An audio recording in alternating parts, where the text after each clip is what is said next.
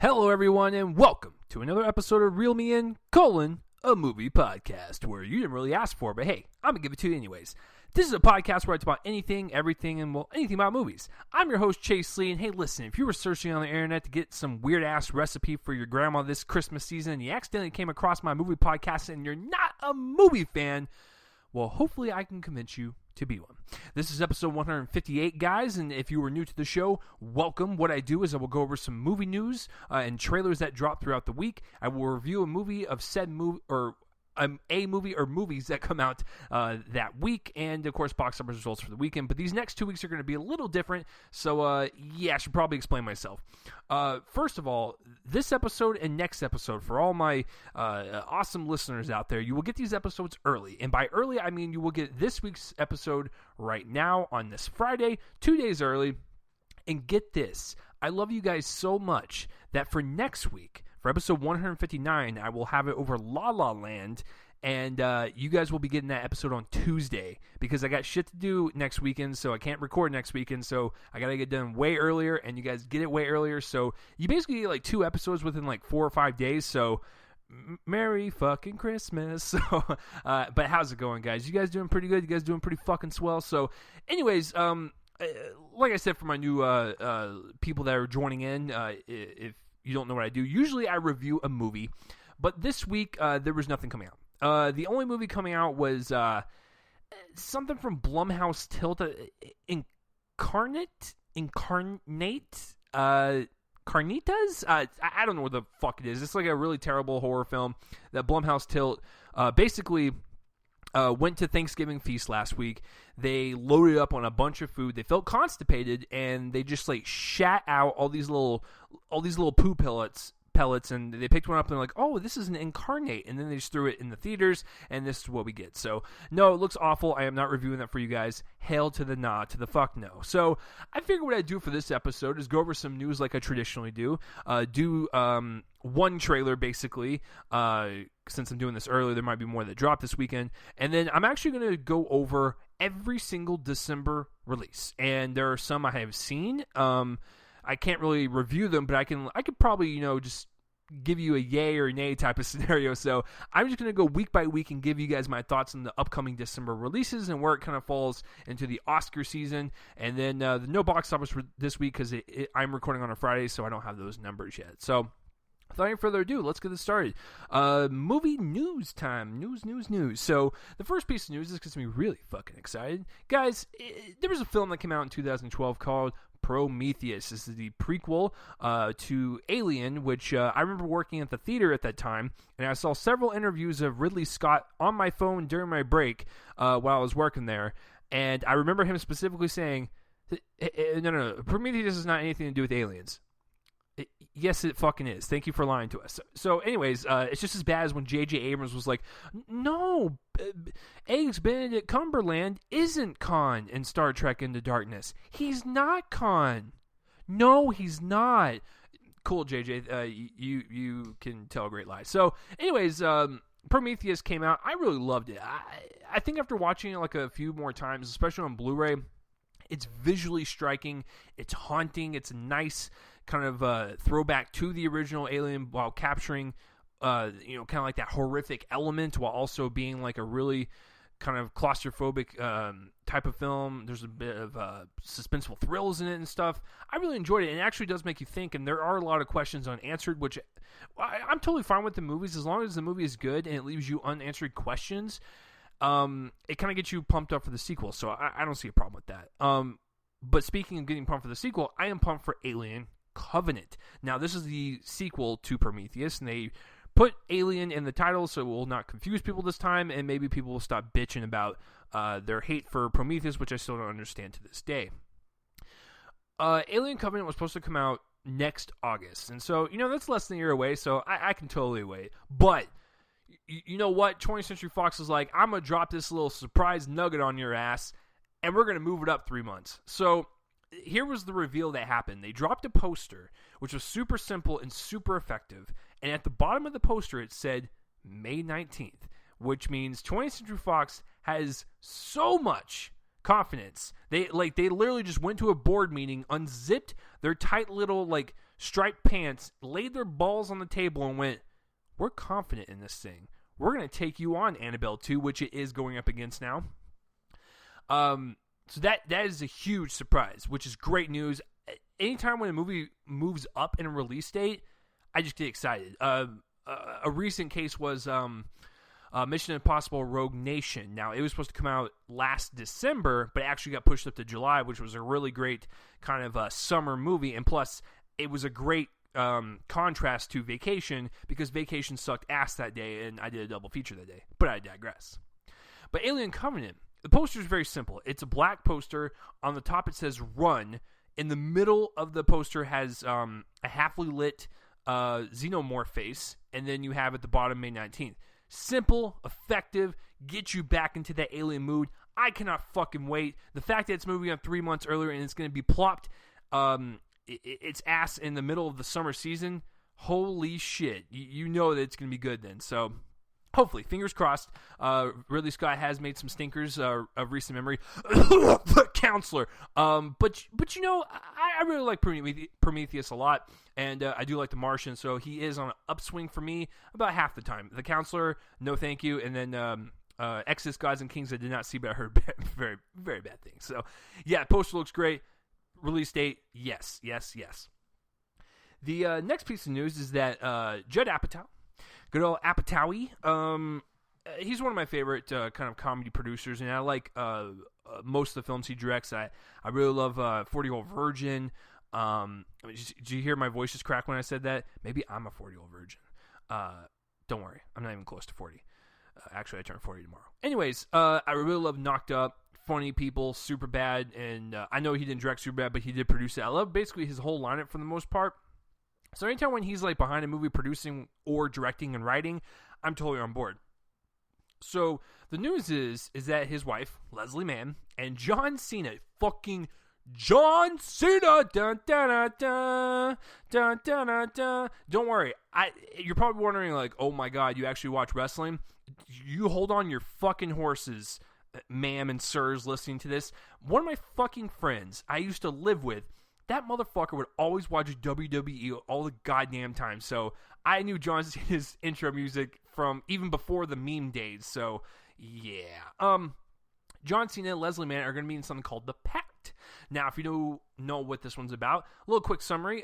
In The Pact, Leslie Mann and John Cena are husband and wife. They find out that their daughter is making a pact with her friends to lose their virginity on prom night, and they try to stop it.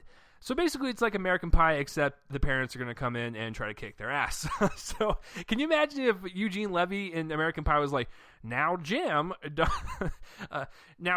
you're going to fuck on prom night, wear a condom now. And then like he just busts through the fucking like gym doors and he's just like, Jim, no! Like that. I might even love it even more. Anyways, because Eugene Levy is a boss. But for this one, I'm actually kind of curious about. It's an interesting kind of flip on the whole virginity losing teen sex comedy premise. Judd Apatow's behind it, so that gives me positive vibes. I really love Leslie Mann a lot. I think she's got great comedic timing. And now the wild card, yes, ladies and gentlemen, is John Cena. Now, I would have said the same thing while watching WWE, because WWE is just one of the greatest like Shakespearean stage plays known to man. It's just, made with more chair throwing and people throwing. So it's not like got the best acting in the world, because yes, WWE is fake. For all those people that I just burst their bubble, I apologize. If you need to get into a psychiatric hospital after me bursting that news on you, I understand. But John Cena, to me, the last couple of roles I've seen him in, Sisters and Trainwreck, I didn't really care for Sisters, but he was the funniest part in that movie. He was actually funnier than Tina Fey and Amy Poehler. He was so straight-faced, and he was the really buff guy in the movie with like a bunch of... He was like head to toe in tats. And it was kind of like Dave Bautista in like Guardians of the Galaxy, where it's like that kind of straight face, kind of like stern, monotone type of delivery, but it works though. In Trainwreck, he's one of the dates that Amy Schumer has in the movie, and he's pretty funny. They have a pretty hilarious sex scene, and for all you ladies out there that love you some John Cena, or some men in this case, he does show his ass. It definitely looks roided out, but that's okay because he is a guy that works out like 25/7. I just added another hour to the day. But with John Cena, seeing those comedic chops in Trainwreck and Sisters, I am curious to see how he's going to lead a movie now, because I'm assuming that him and Leslie Mann are going to basically take over the whole movie as the leads, stopping their daughter from having sex. If Judd Apatow is producing it and they get the right director, I think you can pull out a pretty decent performance, because Trainwreck was written and directed by Judd Apatow, and so he has worked with John Cena. So maybe he saw something in him that was like, yeah, he's actually perfect for this role. And plus, if you were trying to bang someone's daughter and their dad looked like John Cena, you would run the fuck away. Like, why would you risk that? Serious now. Let's keep it 100, ladies and gentlemen. Answer me that truthfully. Why would you do that? Why would you do that to yourself and your genitals? Because you know they'll be snipped the fuck off. So,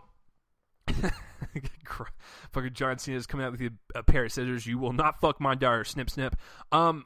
But yeah, I think it's got promise. This nice kind of spin on the whole teen sex comedy premise. I'll give it a shot, and I will definitely give it the benefit of the doubt, because I have seen promise from Mr. Cena, and Leslie Mann always delivers. Another piece of news is that Tom Holland and Daisy Ridley. Now, Tom Holland, he's going to be our next Spider-Man, and Daisy Ridley is Rey in the Star Wars The Force Awakens and the future Star Wars continuing on. They're going to be in a movie together, and it's going to be directed by Doug Liman, who has done The Bourne Identity, Mr. and Mrs. Smith, Edge of Tomorrow. The guy is like one of my favorite kind of like action directors to kind of just like pop up out of nowhere. Like when you hear like a Doug Liman's making a movie, you're like, okay, I'll buy into that. I got that, fam. So the movie, it sounds pretty interesting. It's set in post-apocalyptic world, and Tom Holland can hear everyone's thoughts in his head, and it's kind of like a nonstop noise. And there was a germ that kind of wiped out all the women, and then he finds out that Daisy Ridley has survived this somehow. It sounds interesting. Now, the one concern I do have, I'm sure it's on everyone's minds, is that is this going to be like a constant noise that's going to get annoying as an audience member, or is it going to actually, like, after 5 minutes of getting used to it, it's just going to kind of bleed into the background, we won't really notice it? I don't know, to be honest with you, but when you have Doug Liman directing it, I know that he's going to take care of it, and he's not going to just have some blatant, like, fucking alarm siren, from your apartment, like, just blaring in the background, or whatever. That's how annoying it is. But when you're hearing people's thoughts, like, constantly, hopefully it's just not, like, a group of people constantly, like, maybe it's just, like, one or two people fighting back and forth. I think that could work a lot better than just him going through a crowd of people, but knowing that this disease or germ has wiped out all the women, I mean, there's not going to be that many people in the movie, I would think. So, it sounds like an interesting premise. I'm excited to see kind of Daisy Ridley do more stuff outside Star Wars, because you guys know I'm not the biggest Star Wars fan, but I was impressed by her acting and her kind of character in that film and stuff. She was a very strong individual, and she really kind of showed a lot of charisma and strength. I love that shit. So just seeing her kind of expand out of the universe, fan-fucking-tastic. And Tom Holland, I have not seen anything beyond Civil War, I gotta be honest with you. But from what I saw in Civil War, he nailed Peter Parker pretty well in those two scenes. So, yeah, I'm basically going off of that. But when you're under the direction of a Doug Liman, I've got a lot more faith in you. So, yeah, I'll just I'll leave it at that. I'm kind of curious about it. So, let's do it. The next piece of news is that the Mummy poster dropped, and so did the teaser trailer. At the time of this recording, cannot review the full trailer because that drops Sunday night, and I will not be here Sunday night. That's why I'm giving you this episode early. But I did see the teaser, and I did see the poster. The poster looks cool. I love it. I love the dark and shadowy lighting that's going on in the poster. There's more of a horror feel to it. It doesn't seem really campy like the Brendan Fraser ones. I never really got into those. I gotta be honest with you. I realize that a lot of people like the Brendan Fraser ones, but I'm just not a fan of them. I want them to go into a more serious tone with it, but still have some kind of cheeky moments. That's fine. It's not to be like downright like depressing and serious like 100% of the time, but you can have some cheeky moments. But just from the poster and the teaser trailer, it looks like it's going to go down that route. And when you add like the star caliber of a Tom Cruise, Universal is basically telling us we are dead serious on this shit. We are putting the best actors in here, because the teaser also revealed Russell Crowe as Dr. Jekyll and Mr. Hyde. You didn't get to see him in his Mr. Hyde form, but you got to see him in his Dr. Jekyll form. Wait. Dr. Jekyll and Mr. Hyde. Which one's the crazy one? Now I'm going crazy. I think it's Mr. Hyde, but I could be wrong. You guys are probably like pulling your hair out. Anyways, I thought the teaser looked really cool. I love the atmosphere of it. I love just the tone overall. There's not really much to judge because it's only 30 seconds, but everyone's talking about the eye pupil split scene.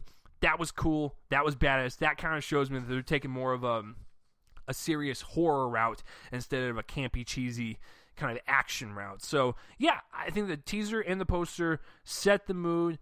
It's looking pretty good so far. Like I said, I can't really judge it too much because I have not seen the full trailer yet, but I'm curious about this monster universe that they're conjuring up over there in the Universal basement. So teaser trailer and the poster look pretty rad. And the last piece of news is that speaking of the main portion of this week's show, upcoming December releases, one of them is Silence. Now, Silence is a Martin Scorsese film, and I'll talk about it when I get to it, but it was screened for some critics this week, and it had some very interesting reactions. And here's some of the reactions. A lot of people say that it's a masterpiece. It's one of Scorsese's best. It's got a lot of stuff that Ingrid Bergman would enjoy and Kurosawa would enjoy. And then there are some people who say that, like, they felt really conflicted on it. They were really confused about it. They made them really frustrated and angry. So that's really interesting to know that so far on the spectrum, you can go, that was a masterpiece, and then also have people, I didn't really care for it, that was confusing. So I'm really pumped for it. But I really hope that I get sent to a screening here shortly or something, because Silence is one of those ones I cannot fucking wait for. But it's nice to see the positive reaction, knowing that this is a passion project from Martin Scorsese. So I hope that walking out of it, I will believe more towards the positive end than the negative end. But we'll see. But Scorsese being one of my favorite directors of all time, I always get excited when he comes out with stuff, and just hearing early positive buzz and negative buzz. I mean, you can't win them all, I understand, but when you have that, it just gets me more excited. So just know, guys, that Silence is getting rave fucking reviews, and I would not be surprised if it swept this holiday season. So that will do it for the news, guys. And so what was your favorite news story? Comment in the place with my face and let me know. And we have one trailer to talk about. Now, the trailer is it's a Red Band trailer, so it's got some hard R violence, which you know is my favorite. So it's called The Belko Experiment, and it's written and produced by James Gunn, who has brought us films like Super, Slither, Guardians of the Galaxy. The guy knows how to really make good genre films and really just kind of go balls to the wall when he's not under Disney's umbrella. Unless he makes a Guardians of the Galaxy where Rocket Raccoon's just like fucking eating people on the side. That'd be kind of cool. That'd be pretty cool. And Baby Groot as well. Because nothing's more adorable than a baby tree eating people, I guess. But the Belko Experiment, just a little plot about the trailer. These people work in a corporation. They work for a corporation in a skyscraper-type building. And the building goes on lockdown, and there's someone on the PA system going, if you guys do not kill this many people, we will kill double that amount. And there's a chip inside their heads, so if they don't comply, that's how they explode their heads. Their heads explode or whatever. I gotta tell you, and this is bugging the crap out of me, and maybe it'll be explained in the movie, and hopefully it's just not too dumb. I like the premise. The premise is fine. We've seen the premise numerous times with the Battle Royale, Hunger Games. This thing has been done over and over again where, like, you're stuck in a room and you're forced to, like, make these inhumane decisions to kill someone so you can survive. And it really kind of brings out your survival instincts. I get it. It's been done before. But the difference is, if they have a chip in their head and it goes off, and they get that chip in before they work there. My question is, why would you accept a fucking job that sticks a chip in your head? Now, there could be some logical explanation. Maybe it's a shit ton of money, and people are desperate for cash and whatnot, so I could understand that route. Maybe go as far as to say they were duped in the interview process, and they interviewed, got the job, and like they wiped their memory and entered the chips while they were like under. I don't know. I have no fuck. It's weird. It's a weird concept to have. These chips in your head when like it's just fucking weird to like. Like I said, I'm just kind of baffled because you're in this job interview and they're like, you got the job, but hold on, we gotta stick a chip in the side of your fucking neck. Do you accept? Can you sign a consent form? No, I'm not gonna sign that shit. So I don't know how that part's gonna resolve in the movie. Hopefully, it's not too stupid. But as far as the overall tone, story, I'm intrigued. I do like I said, those kind of like survival instinct movies where like you're basically forced to be animalistic to survive. It will be interesting. I'm glad the Red Band trailer was released because it kind of shows us the hard R nature of it. So I'm excited. I'm intrigued. That one burning question is, why the fuck would you get that job if you know there's going to be a chip in your head? But other than that, it looks pretty fun. So yeah, what'd you guys think about the Belko Experiment trailer? Looks like a really cool genre film. I'm kind of jealous of the people that already saw it. So go fuck yourself. I don't think in the festivals I went to this year, I don't think it was released. Because I think it premiered at TIFF, actually. And I didn't go to TIFF because I'm not that important. So, yeah, Belko Experiment, James Gunn, I'm all for it. Because if you guys have not seen Super or Slither, go check those out. Some really great B-movie homages that I really enjoy. So, that will do it for the trailers, guys. Let's get into the main portion of the show. Let's talk about some December releases. You guys ready for this? I don't think you're ready. Are you ready? Okay. So, let's go down week by week and just kind of give you my thoughts. And at the end, I will give you my top 3 most anticipated of the month. And let's just wrap up the year, ladies and gentlemen, because I'm not going to review Incarnitas for you guys because it looks awful. All right. So starting this week, because today is Friday, December 2nd, there are some movies that are being released. Incarnate. Moving on, in limited release is Jackie, starring Natalie Portman. She plays Jacqueline Kennedy, who basically, after the assassination of her husband, a.k.a. John F. Kennedy, on that fateful day, and on November 22nd, 1963, I think.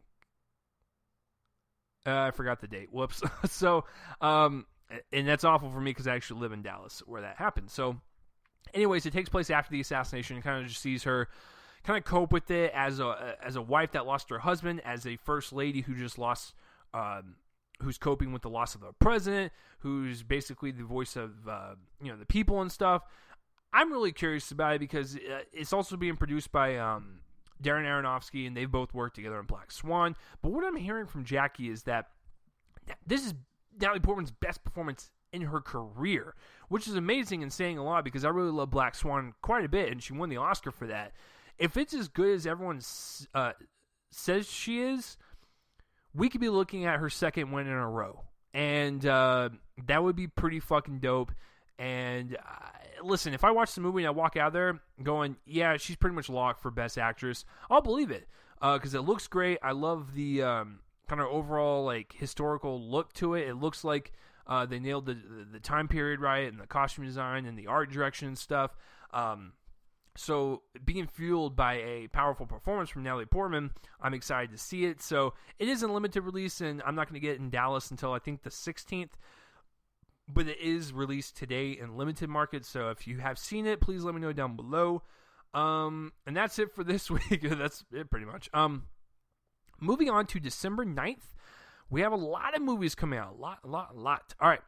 We have several independent films. I'm basically just reading this live off of IMDb, so just bear with me here. There's a horror movie called Friend Request. Did Facebook sign off on this shit? smell a lawsuit. A couple others that are, I think, different countries. I have no clue. All right, so the big release is Office Christmas Party. It stars Jason Bateman, Olivia Munn, T.J. Miller, Jennifer Aniston, Kate McKinnon, Leslie Jones. Pretty much every comedy actor they could basically call on their list. So basically, it's an Office Christmas Party. I was trying to read the synopsis. Like, the title pretty much says it all. Chase, you dumb shit. Yeah, everyone's just going crazy in an office, and it's a party, and it's Christmas time. I gotta be honest with you guys. I'm a huge fan of like raunchy comedies in general. This show did not make me laugh one single bit. I'm not even going to see it. Like, that's how bad it looks. Now, if I hear like somewhat decent reviews, like, oh, it's not bad, then I might go see it. But other than that, the trailers haven't really pulled me in, and I don't know. The Night Before came out last year, and I thought The Night Before was okay, and that was kind of like the raunchy Christmas party of the year. Not many people saw it, so yeah, there you go.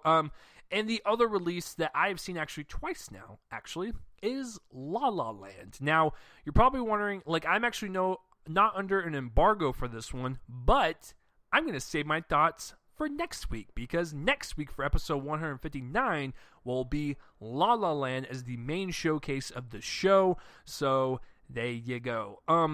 But I can tell you, before I saw it, I was really looking forward to it. Director Damien Chazelle, who brought us Whiplash, which was my favorite film of 2014. I was super excited to see what he would do next, because Whiplash just blew me the fuck away. That was one of the best climaxes in that movie. I remember, because I did a double feature that day. It was Birdman and then Whiplash. I just remember driving home after Whiplash going, damn, that was like a gut punch, and I fucking loved it. This one stars Emma Stone and Ryan Gosling, and Ryan Gosling plays a jazz pianist, and he falls for an aspiring actress in Los Angeles, and the actress is played by Emma Stone. It is a musical, it is a romance, it is a comedy, it is a drama. It's a nice amalgamation of everything, but I'll give you my full thoughts in detail next week, because that will be next week's focus. But my pick, obviously, is La La Land for this week. Moving on to December 16th.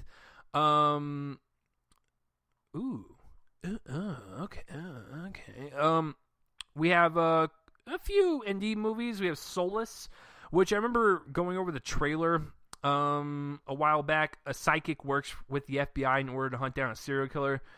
Cool. Sounds like a Lifetime movie I would watch on a Tuesday while sitting in my underwear or something. A Kind of Murder stars Haley Bennett, which is the Jennifer Lawrence lookalike, Jessica Biel, and Patrick Wilson.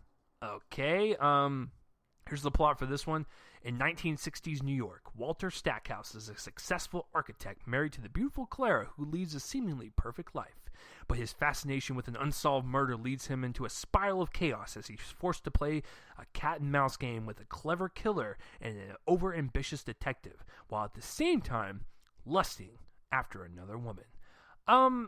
Sure, I guess. You know what's really funny is, like, I've seen, like, posters for it and stuff, but I'm like, what the fuck is the trailer for this? Like, no one's ever talking about it. Like, it's just kind of there.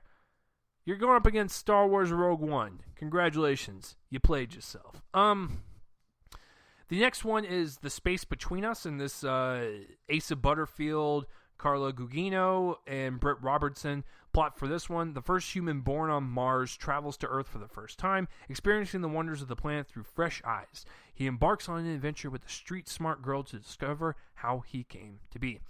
I mean, I saw the trailer for this a while back. It looks decent, I guess. It's not really anything that's kind of pulling me in. Asa Butterfield, I guess, good at that space shit. I mean, he was in Ender's Game, and I actually liked Ender's Game quite a bit. I own it on Blu-ray. Did not read the book, but it's very kind of traumatizing ending almost.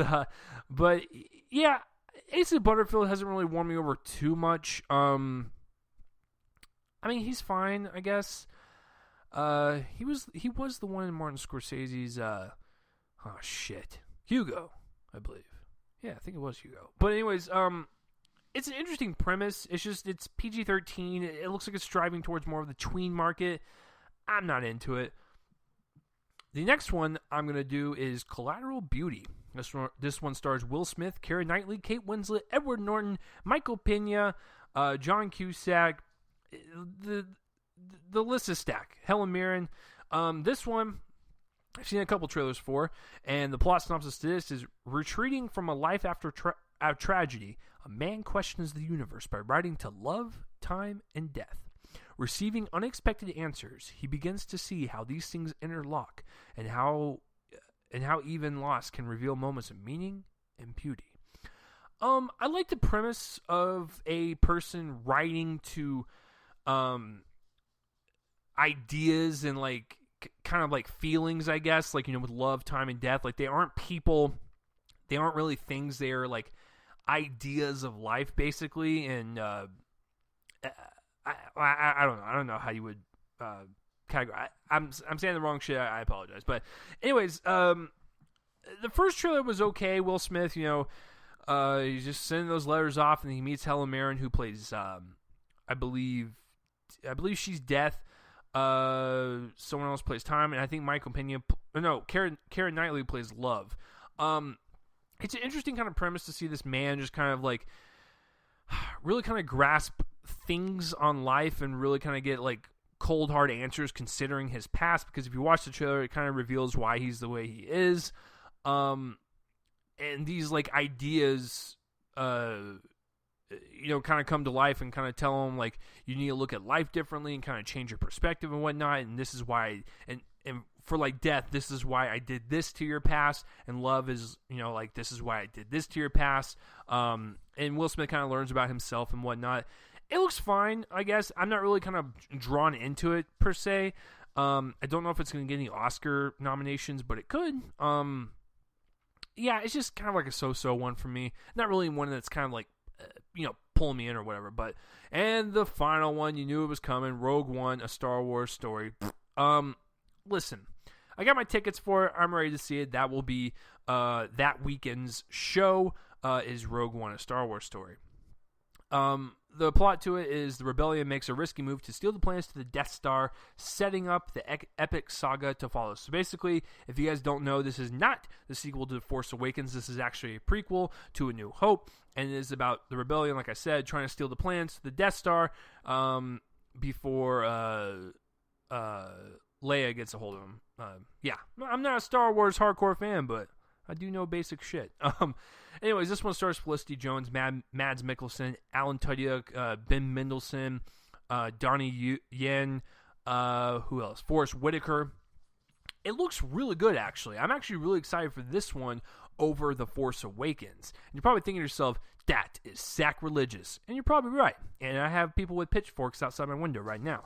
But with this one, I like the way it's shot. I like the way it feels. It feels more gritty. It feels more epic. And there's a lot more emotional weight to this one, I feel, just from the tone and the look of it, rather than A Force Awakens. Now, the guy that shot this, actually, I just saw one of his movies last night that he shot this year, which was Lion. That was a beautiful movie with great wide shots of landscapes, and you just kind of feel like you're in this location. When you watch the trailer to Rogue One, you are transported to this time. I love the way the battle scenes looked. It feels like you are in the battle, and you can feel the Imperial Stormwalkers, is that what they're called? Walking through the sand while the bullets are flying, and you can feel the scope and the epicness of it. I love all the wide shots of all the cities. They look so beautiful and just deep and rich, like sci-fi imagery. It looks really crisp and clear, and it looks like it's gonna be a really beautifully shot film. It looks really epic. I'm excited to see Darth Vader come back and stuff, even if it's just for a little bit. But I'm actually more excited for this one than Force Awakens, maybe because it's something different and it's not the lineage of a Skywalker story. So I'm kind of excited to see their first standalone and see how it does. And if this one knocks it out of the park, I would be totally open to anything, separate from the Skywalker storyline that they do. So yeah, Rogue One, A Star Wars Story, it's going to be my pick for that week. And I am excited for it. So, you know what? As a non-Star Wars fan, you got me, Disney. You fucking got me. And moving on to December 23rd, we have, we have a lot. Oh my God, we have a lot. Guys, we have a lot to talk about. All right. So, let's do this. Jesus Christ. Sing is the first one I would like to talk about.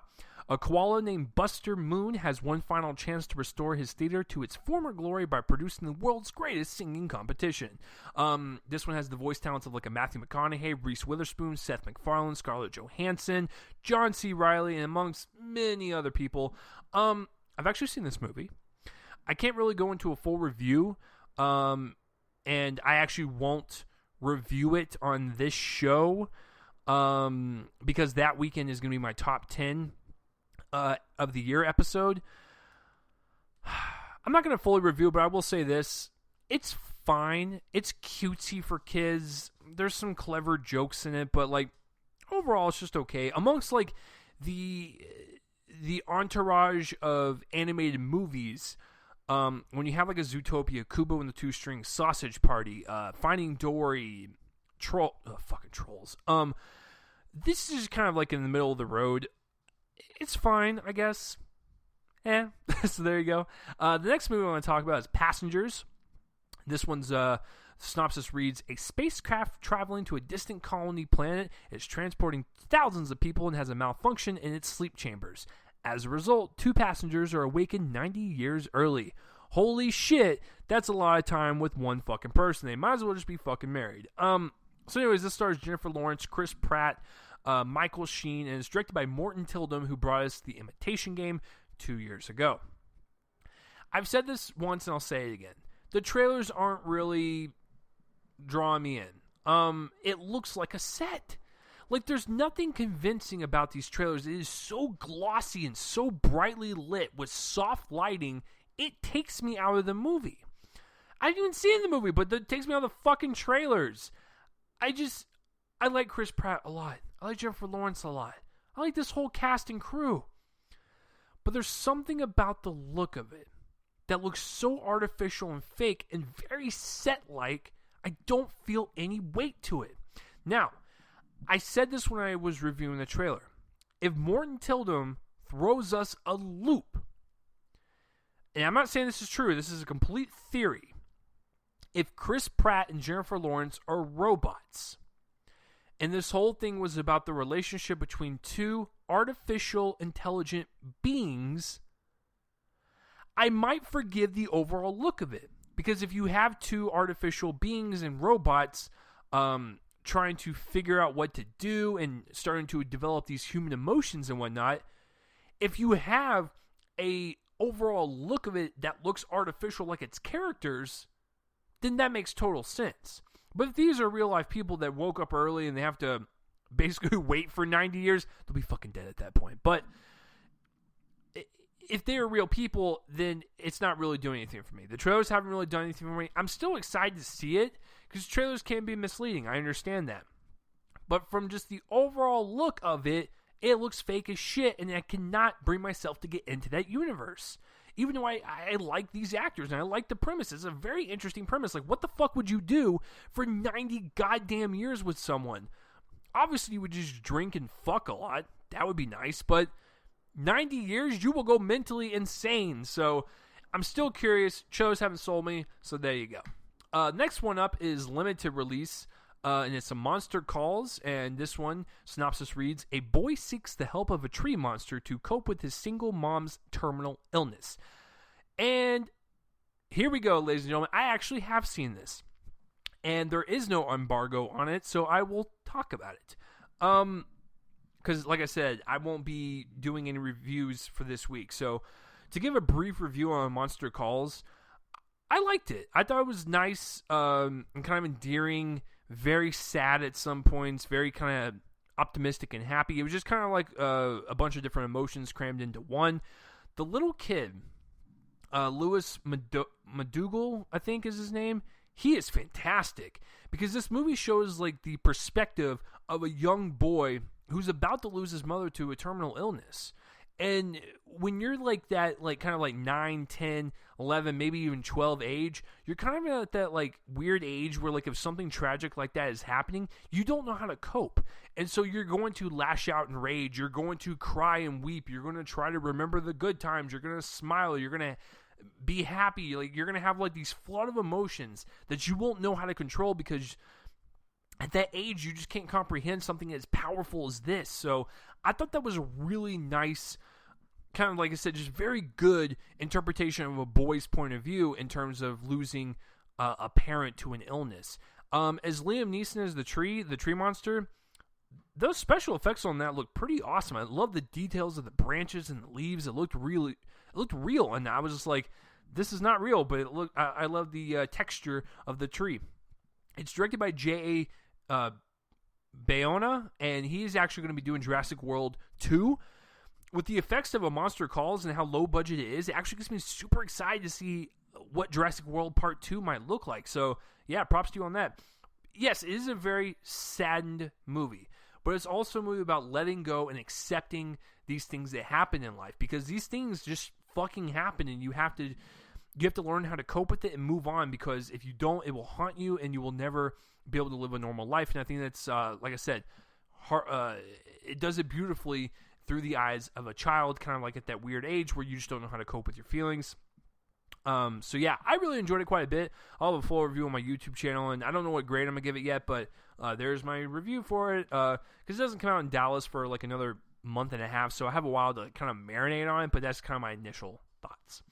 The next movie that's coming out this day, this is a stacked weekend, guys. It's Assassin's Creed. Here's the plot synopsis. When Colin Lynch explores the memories of his ancestor Aguilar and gains the skills of a master assassin, he discovers that he is a descendant of the Secret Assassins Society. Secret Assassins Society. Woo! Say that 5 times fast and then fucking keel over because you just had a goddamn heart attack. So anyways, this stars Michael Fassbender, Marion Cotillard, Jeremy Irons, and Brendan Gleeson. It is directed by Justin Kurzel, and he directed Macbeth from last year, which also starred Michael Fassbender and Marion Cotillard. I just love saying her name because she's a beautiful and talented woman. I've never played the games of Assassin's Creed. I've heard great things. The trailers really haven't really done anything for me. I think they visually look so beautiful. I love the colors and how rich they are with it. So even if it sucks, it'll be visually appealing. But what gets me excited for this one, unlike Warcraft earlier from this year, which sucked a pile of donkey dicks, is that Michael Fassbender is also a producer, which means he is the head person to spearhead this project and really kind of grasp what the vision should be, in the hiring the right director and hiring the right co-stars and whatnot. So yeah, with him producing it, it gives me hope. And since it is Fassbender and Marion Cotillard, I am really excited for it, for them specifically, and whatnot. I just haven't really appreciated the trailers, so yeah, I'm kind of so on it. The next one I'm going to talk about is Patriots Day. This one stars Marky Mark. Hey, how's it going? You guys know I'm in Patriots Day? Did you guys also know it was in Deepwater Horizon? That shit came out earlier this year. Did you guys go see it? Yeah, fuck it. I'm in Transformers last night. Hey, I'm Mark Wahlberg. I'm an actor. How's it going? Say hi to your mother for me. Anyways, it stars Marky Mark, Michelle Monaghan, Kevin Bacon, J.K. Simmons, Melissa Boniste, and it's directed by Peter Berg, who did Deepwater Horizon and Lone Survivor. I love both of those films. Deepwater Horizon was such a great, powerful kind of biopic on this certain event of the oil spill. Loved it. This one is about the Boston bombing incident that happened in 2013. I remember when I was at the airport when that happened, and I was at one of my stops, looked up on the TV, and that was happening and stuff, so I do remember this quite well. It happened only 3 years ago. I would hope so.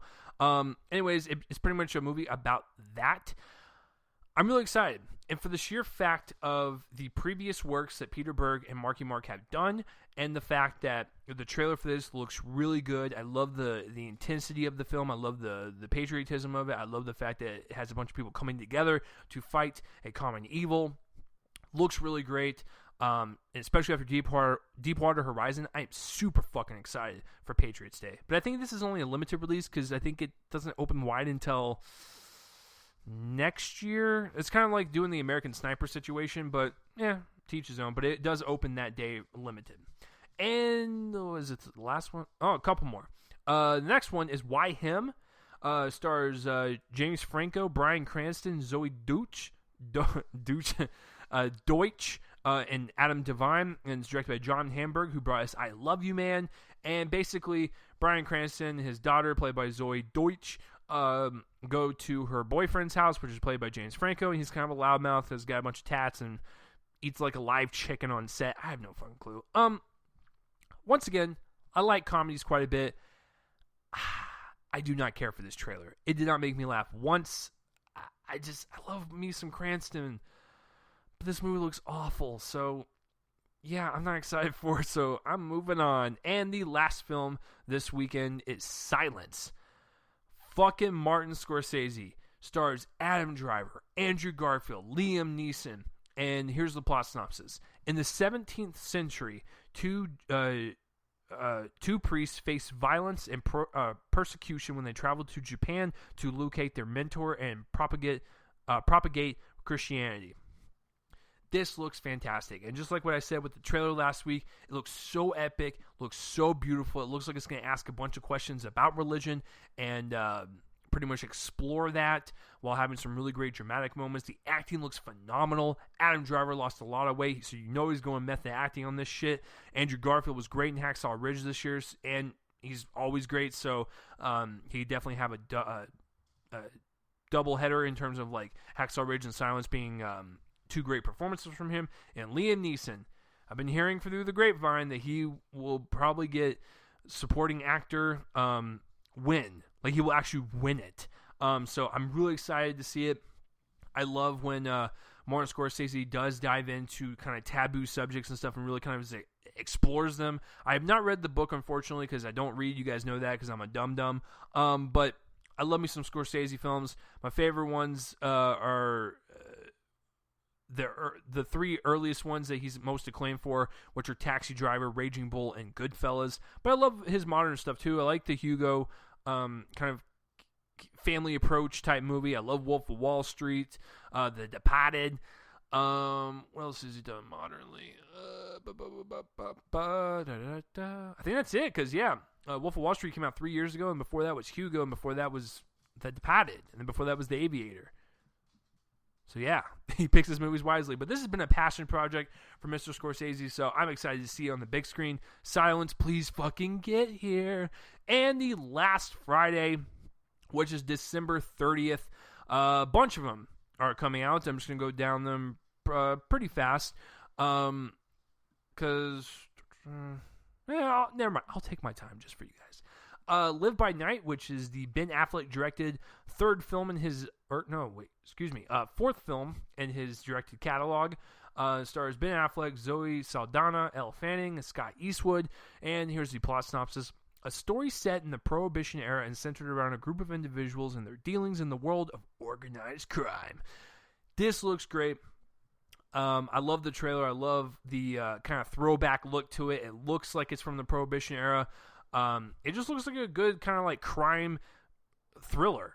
I mean, there's really nothing more to say. The acting looks all on point. Ben Affleck's direction looks on point. I love Me, The Town. I love Argo, and I love Gone Baby Gone. So, hey, let's keep this going, Affleck. Keep that train going. But this one looks really great. It just looks like a very good, like kind of like I said, crime thriller. I'm excited for it. Comes out in limited release, but I think wide it's like in the middle of January. The next one is Hidden Figures, and this one stars Taraji P. Henson. Woo! I got a crush on that woman, as well as Tandy Newton. Woo! Octavia Spencer and Kevin Costner. And this one is based on a real-life story of a team of African-American women provide NASA with important mathematical data needed to launch the program's first successful space missions. I have seen this film, and I'm under embargo, so I can't really review it for you guys, but I will say this. I liked it quite a bit. And before I saw it, I was excited for it. The trailers got me. I love a good biopic, and I love true stories, especially very inspirational stories about three strong individuals who were basically chastised for being African-American and women. The fact that they overcame both of those things and they pushed through. Like, they were still treated like shit, but they still pushed through, and they did very important things for NASA, and that is so fucking inspiring. So, yeah, I really liked it, to be honest with you, but my full review, just go to my YouTube channel, and I will have it on there when it drops. The next one is Fences, and this is directed by Denzel Washington. My N-word. It stars Denzel Washington, Viola Davis, and here's the plot synopsis. An African-American father struggles with race relations in the United States while trying to raise his family in the 1950s and coming to terms with the events in his life. Holy shit, I am so excited for this. This and Silence and Jackie are my three most anticipated for the rest of the year. I love that first trailer that dropped. And the second trailer was also very, very good. But the first trailer caught me off guard because of how intense it was through the exchange of dialogue between Denzel Washington and his son, and how he's like, I don't have to love you. I brought you into this world. You are my son. I will do everything to put a roof over your head and stuff. I don't have to like you. I love that whole monologue. It was so intense. It drives the point home, and it really kind of shows you the atmosphere of the movie. Because this movie's based on a play, and I believe the screenwriter of Fences also did the play, so he has done both mediums. But I really enjoy, like I said, the intensity in the trailers, and it's going to be heavy in dialogue, which is great because it is based on a play, so that's awesome. I love the fact it's going to tackle stuff that's so relevant to today, especially in the shitty 2016 that we've had, and really kind of throw race relations in your face and make you sit through it. And I love that because in Hidden Figures it did that as well, and I just feel so disgusted because I can't believe humanity did that shit. It's so fucking disgusting, but I love it when movies can kind of bring it up and make it relevant to today while still providing good entertainment, but also a very important movie. So Fences, I have not seen it, but I can tell you that Denzel Washington will probably get nominated for director, and Denzel and Viola Davis would definitely get nominated because those performances look out of fucking control. Woo! All right. Next one, limited release. I think it's still limited release. They haven't moved it on IMDb yet, but here we go. Gold, starring Bryce Dallas Howard and all right, Matthew McConaughey. I star in Gold. Don't worry, guys. I'm going to try to do my Matthew McConaughey just for you. An unlikely pair venture into the Indonesian jungle in search of gold. Hey, that was pretty good. Yay! Clap, clap, clap. And all right, here we go. For this one, I saw the trailer to it.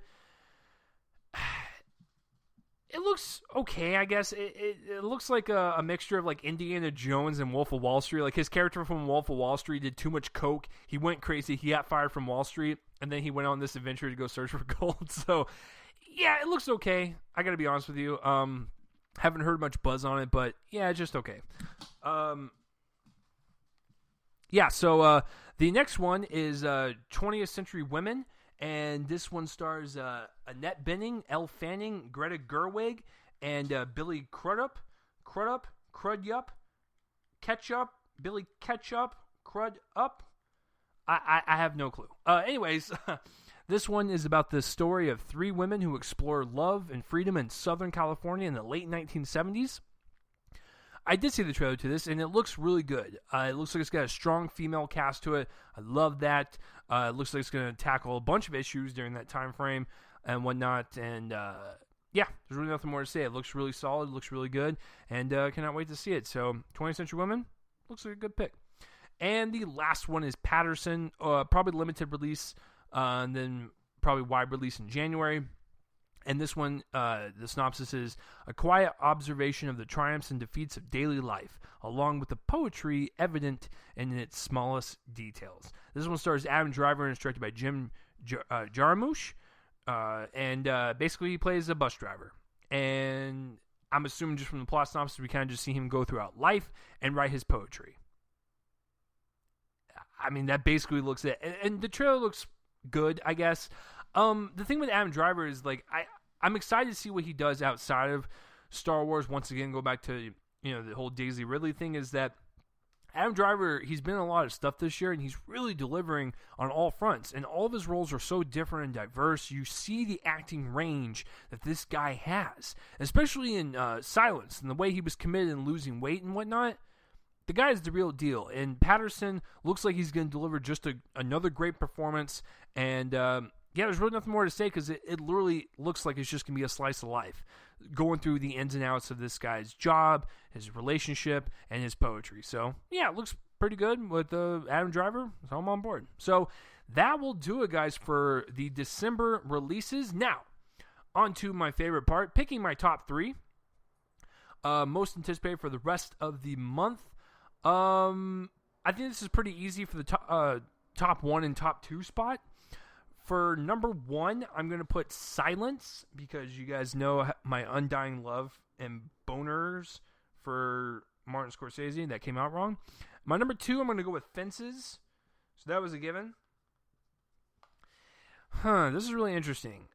Because La La Land, Hidden Figures, and Sing do not count, because I've already seen them. So, and Monster Calls. So, I got to pick one I haven't seen. This is tough, guys. This is tough. Okay. I'll probably do Patriots Day, just because I love Deepwater Horizon so much. So, yeah, I am totally down for that pick. So, yeah, what about you guys? What are some of your most anticipated and least anticipated ones in December? Comment in that place where I'm on face and let me know. And guys, that will do it for this week's episode, because like I said, recording this on Friday, so no box office results.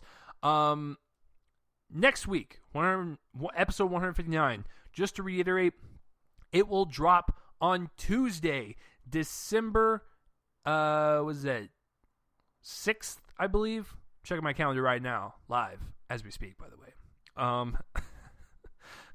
This is what I'm doing. My computer is slow. Come on, calendar. Hold on. Yes, December 6th is when I'm dropping next week's episode. So please look out for that. It will be extremely early, because I will be gone all of next weekend and stuff. I'm going to visit my girlfriend, so I got to get all my shit pre-recorded, especially this week. I had to get this one pre-recorded because I'm going to a wedding tomorrow, and I'll be gone on Sunday as well. So you guys get this episode early this week, and then literally in 4 days you get the next one. So, but next one will be over La La Land, and I honestly don't know how many trailers and news pieces will drop, because it will only be 2 days into the week, but we'll see. But that will be the main focus, is La La Land. If you guys want to follow me on Twitter, it's at Real Chase Lee. If you just want to subscribe to my YouTube page, it's Real Chase Lee. Just search me up, subscribe to get all my in-depth movie reviews. And I do another podcast called the Top 5 Saturdays Live. And follow on Spreaker, iTunes, iHeartRadio. Like, subscribe, and comment, and send this out, and tell people that this is the definitive podcast. And hey, listen, if you listen to this entire thing and you are not a movie fan, well, hopefully I convinced you to be one.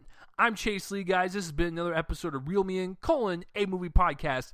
You guys are fucking awesome, and you guys are so awesome. As a matter of fact, you get next week's early. So, yeah, this episode drops right now, and you guys get the next one next Tuesday. I will see you guys next time for another episode of this craptastic podcast. Goodbye, everyone, and the intro and outro music is done by my friends band Fervent Roze. Check them out. All the links in the description for everything I discuss. Links in the description below. See you cool cats later. I seriously got to work out a different outro. Okay, bye.